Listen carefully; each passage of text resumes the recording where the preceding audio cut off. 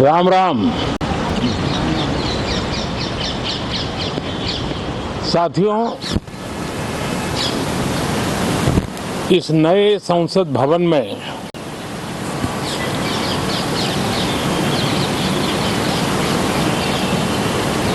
जो पहला सत्र हुआ था, उसके आखिर में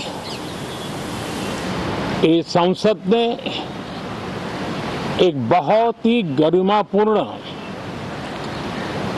फैसला लिया था और वो फैसला था नारी शक्ति वंदन अधिनियम। और उसके बाद 26 जनवरी को भी हमने देखा किस प्रकार से देश ने कर्तव्य पथ शक्ति वंदन अधिनियम, और उसके बाद 26 जनवरी को भी हमने देखा किस प्रकार से देश ने कर्तव्य पथ पर नारी शक्ति के सामर्थ्य को, नारी शक्ति के शौर्य को, नारी शक्ति के संकल्प की शक्ति को अनुभव किया। और आज बजट सत्र का आरंभ हो रहा है, तब राष्ट्रपति द्रौपदी मुर्मू जी का मार्गदर्शन और कल निर्मला सीतारमण जी के द्वारा इंटरिम बजट, एक प्रकार से ये नारी शक्ति के साक्षात्कार का पर्व है। साथियों, मैं आशा करता हूं कि गत 10 वर्ष में जिसको जो रास्ता सूझा, उस प्रकार से संसद में सबने अपना अपना कार्य किया। लेकिन मैं इतना जरूर कहूंगा कि जिनको आदतन हुड़दंग करने का स्वभाव बन गया है, जो आदतन लोकतांत्रिक मूल्यों का चीरहरण करते हैं, ऐसे सभी माननीय सांसद आज जब आखिरी सत्र में मिल रहे हैं, तब जरूर आत्मनिरीक्षण करेंगे कि 10 साल में उन्होंने जो किया। अपने संसदीय क्षेत्र में भी 100 लोगों को पूछ ले, किसी को याद नहीं होगा, किसी को नाम भी पता नहीं होगा जिन्होंने इतना हुड़दंग हो हल्ला किया होगा। लेकिन विरोध का स्वर तीखा क्यों ना हो, आलोचना तीखी से तीखी क्यों ना हो, लेकिन जिसने सदन में उत्तम विचारों से सदन को लाभान्वित किया होगा, उनको बहुत बड़ा वर्ग आज भी याद करता होगा।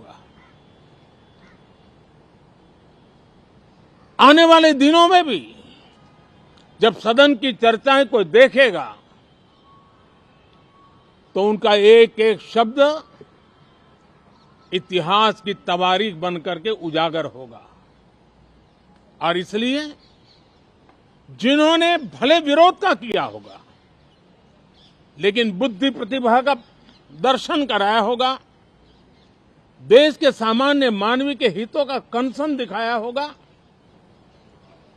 हमारे खिलाफ तीखे से तीखी प्रतिक्रिया की होगी, उसके बावजूद भी मैं अवश्य मानता हूं कि देश का एक बहुत बड़ा वर्ग,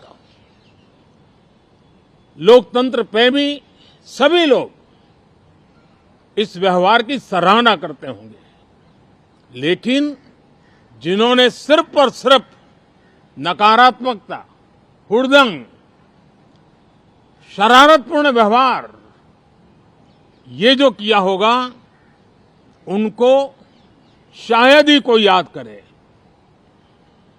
लेकिन अब ये बजट सत्र अवसर है, पश्चाताप का भी अवसर है, कुछ अच्छे फुटप्रिंट छोड़ने का भी अवसर है।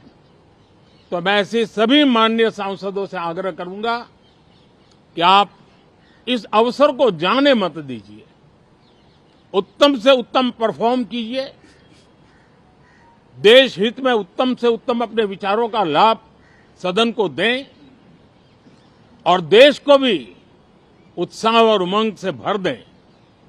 मुझे विश्वास है, आप तो जानते ही हैं कि जब चुनाव का समय निकट होता है तब आमतौर पर पूर्ण बजट नहीं रखा जाता है। हम भी उसी परंपरा का निर्वाह करते हुए पूर्ण बजट नई सरकार बनने के बाद आपके समक्ष लेकर के आएंगे। इस बार एक दिशा निर्देशक बातें लेकर के देश की वित्त मंत्री निर्मला जी हम सबके सामने कल अपना बजट पेश करने वाली है। साथियों, मुझे विश्वास है कि देश नित्य प्रगति की नई नई ऊंचाइयों को पार करता हुआ आगे बढ़ रहा है। सर्वस्पर्शी विकास हो रहा है, सर्वांगीण विकास हो रहा है, सर्वसमावेशक विकास हो रहा है। ये यात्रा जनता जनार्दन के आशीर्वाद से निरंतर बनी रहेगी। इसी विश्वास के साथ फिर आप सभी को मेरा राम राम। तो प्रधानमंत्री नरेंद्र मोदी संसद सत्र के शुरू होने से पहले मीडिया के सामने आए और आज अपने संबोधन की शुरुआत राम राम से की। 24 की आप सबको राम राम। देखिए, अभी 22 जनवरी में ही जब अयोध्या में दिव्य भव्य नव्य राम मंदिर में प्राण प्रतिष्ठा हुई है, उसके बाद ये पहला संसद का सत्र है और ऐसे में मीडिया कर्मियों के सामने आकर प्रधानमंत्री नरेंद्र मोदी ने सबसे पहले सबको राम राम कहा। प्रधानमंत्री नरेंद्र मोदी की तरफ से रेखांकित किया गया है कि नए संसद भवन में जो पहला सत्र हुआ था उसमें नारी शक्ति वंदन अधिनियम लाया गया। 26 जनवरी हाल ही में नारी शक्ति का सामर्थ्य और संकल्प का अनुभव देश ने किया और ऐसे में ये जो सत्र है बजट सत्र, जिसका आरंभ राष्ट्रपति द्रौपदी मुर्मू जी के अभिभाषण से होगा, जिसमें वित्त मंत्री निर्मला सीतारमण अंतरिम बजट रखेंगी, ये नारी शक्ति के साक्षात्कार का पर्व है। ये प्रधानमंत्री नरेंद्र मोदी की तरफ से कहा गया। प्रधानमंत्री नरेंद्र मोदी ने सीख भी दी है विपक्ष के उन सांसदों को जो लगातार विरोध करते हैं, सदन की कार्रवाई चलने नहीं देते, ये कहते हुए कि जिन्होंने हुड़दंग का स्वभाव बना लिया है, लोकतांत्रिक मूल्यों का जो हनन कर रहे हैं, जो शरारतपूर्ण व्यवहार करते हैं, ऐसे सांसदों को याद नहीं रखा जाता। ये अवसर है बजट सत्र में अपनी छाप छोड़ने का, देश हित के उत्तम विचार संसद में रखने का, ये राह दिखाने का काम भी प्रधानमंत्री नरेंद्र मोदी की तरफ से विपक्ष के सांसदों को किया गया। और महत्वपूर्ण ये कि प्रधानमंत्री नरेंद्र मोदी ने साफ कर दिया है कि अब अगली बार फिर से मोदी सरकार, क्योंकि आज प्रधानमंत्री नरेंद्र मोदी ने यह भी कहा कि नई सरकार बनने के बाद हम पूर्ण बजट लेकर आएंगे। फिलहाल चुनावी साल है और परंपरा यही रही है कि चुनावी साल में सिर्फ अंतरिम बजट लाया जाता है, तो यह अंतरिम बजट होगा, लेकिन नई सरकार बनने के बाद हम पूर्ण बजट लेकर आएंगे, चुनाव बाद पूर्ण बजट पेश करेंगे। तो इससे साफ तौर पर कई संकेत आज संसद सत्र शुरू होने से पहले प्रधानमंत्री नरेंद्र मोदी के इस संबोधन में मिलते हैं। और साथ ही जो कल आने वाले अंतरिम बजट को लेकर उम्मीदें लोगों के मन में हैं, उस पर भी कहीं ना कहीं अब ये बात कि प्रधानमंत्री की तरफ से जो कहा गया है कि अंतरिम बजट होगा, ऐसे में चुनाव बाद ही पूर्ण बजट आएगा, तो बहुत उम्मीदें और बहुत राहत मिलने की जो लोग उम्मीद कर रहे थे, जरा उससे बचना ही चाहिए, क्योंकि ये सिर्फ एक तरीके से वोट ऑन अकाउंट रहने वाला है। चुनाव बाद पूर्ण बजट आएगा, नई सरकार में पूर्ण बजट लेकर आएंगे। एक बार फिर से आपको सुनाते हैं प्रधानमंत्री नरेंद्र मोदी का आज मीडिया के सामने दिया गया बयान, जिसमें शुरुआत उन्होंने सबको 24 की राम राम से की। एक बहुत ही गरिमापूर्ण फैसला लिया था और वो फैसला था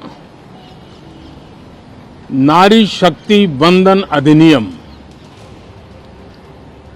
और उसके बाद 26 जनवरी को भी हमने देखा किस प्रकार से देश ने कर्तव्य पथ पर नारी शक्ति के सामर्थ्य को, नारी शक्ति के शौर्य को, नारी शक्ति के संकल्प की शक्ति को अनुभव किया। और आज बजट सत्र का आरंभ हो रहा है, तब राष्ट्रपति द्रौपदी मुर्मू जी का मार्गदर्शन और कल निर्मला सीतारमण जी के द्वारा इंटरिम बजट एक प्रकार से ये नारी शक्ति के साक्षात्कार का पर्व है। साथियों, मैं आशा करता हूं कि गत 10 वर्ष में जिसको जो रास्ता सूझा, उस प्रकार से संसद में सबने अपना अपना कार्य किया। लेकिन मैं इतना जरूर कहूंगा कि जिनको आदतन हुड़दंग करने का स्वभाव बन गया है, जो आदतन लोकतांत्रिक मूल्यों का चीरहरण करते हैं, ऐसे सभी माननीय सांसद आज जब आखिरी सत्र में मिल रहे हैं, तब जरूर आत्मनिरीक्षण करेंगे कि 10 साल में उन्होंने जो किया। अपने संसदीय क्षेत्र में भी 100 लोगों को पूछ ले, किसी को याद नहीं होगा, किसी को नाम भी पता नहीं होगा जिन्होंने इतना हुड़दंग हो हल्ला किया होगा। लेकिन विरोध का स्वर तीखा क्यों ना हो, आलोचना तीखी से तीखी क्यों ना हो, लेकिन जिसने सदन में उत्तम विचारों से सदन को लाभान्वित किया होगा, उनको बहुत बड़ा वर्ग आज भी याद करता होगा। आने वाले दिनों में भी जब सदन की चर्चाएं कोई देखेगा, तो उनका एक एक शब्द इतिहास की तवारीख बन करके उजागर होगा। और इसलिए जिन्होंने भले विरोध का किया होगा, लेकिन बुद्धि प्रतिभा का दर्शन कराया होगा, देश के सामान्य मानवी के हितों का कंसर्न दिखाया होगा, हमारे खिलाफ तीखे से तीखी प्रतिक्रिया की होगी, उसके बावजूद भी मैं अवश्य मानता हूं कि देश का एक बहुत बड़ा वर्ग, लोकतंत्र प्रेमी सभी लोग इस व्यवहार की सराहना करते होंगे। लेकिन जिन्होंने सिर्फ और सिर्फ नकारात्मकता, हुड़दंग, शरारतपूर्ण व्यवहार ये जो किया होगा, उनको शायद ही कोई याद करे। लेकिन अब ये बजट सत्र अवसर है, पश्चाताप का भी अवसर है, कुछ अच्छे फुटप्रिंट छोड़ने का भी अवसर है। तो मैं ऐसे सभी माननीय सांसदों से आग्रह करूंगा कि आप इस अवसर को जाने मत दीजिए, उत्तम से उत्तम परफॉर्म कीजिए, देश हित में उत्तम से उत्तम अपने विचारों का लाभ सदन को दें और देश को भी उत्साह और उमंग से भर दें। मुझे विश्वास है आप तो जानते ही हैं कि जब चुनाव का समय निकट होता है तब आमतौर पर पूर्ण बजट नहीं रखा जाता है। हम भी उसी परंपरा का निर्वाह करते हुए पूर्ण बजट नई सरकार बनने के बाद आपके समक्ष लेकर के आएंगे।